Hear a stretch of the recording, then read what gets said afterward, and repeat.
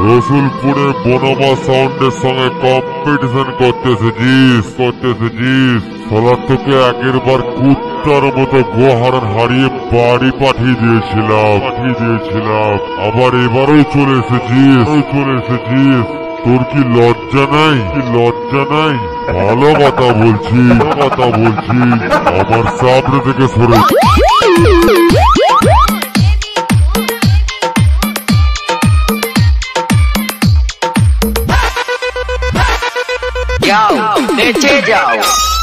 কিরে ভাই দিলাম তো ভরে যা বাড়ি